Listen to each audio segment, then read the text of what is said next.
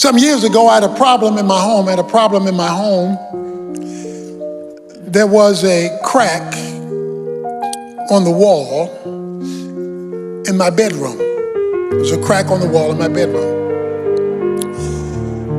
I called a painter over to fix the crack in my plaster. He came over, took off the old, put up the new, repainted it. I paid him, all looked well. But a month later, the crack reappeared. So a little bit evangelically ticked off, I called him back and said, there's a crack on my wall. He came back, he said, I don't know how this happened, but he redid it. I was happy. But about 40 days later, the crack reappeared, this time with his nieces, nephews, uncles, aunts, and cousins. I had a family of cracks on my bedroom wall. So I figured I needed me a new painter. So I got a new guy to come over and said, look, I got this problem. Can you fix it? He looked at it and he stared at it. He looked at it, he stared at it. He looked at it, he stared at it.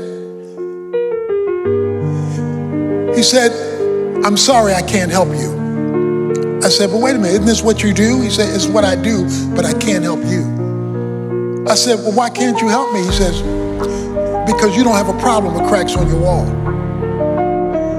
So I looked at the crack in front of me who was telling me I didn't have a problem with cracks on my wall. I said, wait a minute, you see a crack, I see a crack, all God's children see a crack. There's a crack on my wall. He said, there's a crack on your wall, but that's not your problem. He says, those cracks are your symptoms. He says, your problem is you have a shifting foundation. The foundation under your house is moving.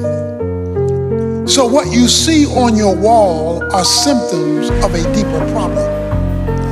He says, until you solidify your foundation, you will forever be doing patchwork on your wall.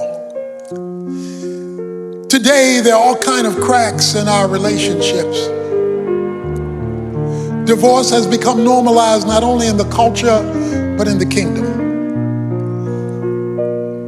And in all shapes and manner, relationships are fraying, bringing about repercussions in the structure, not only of our children, but our churches and our society at large.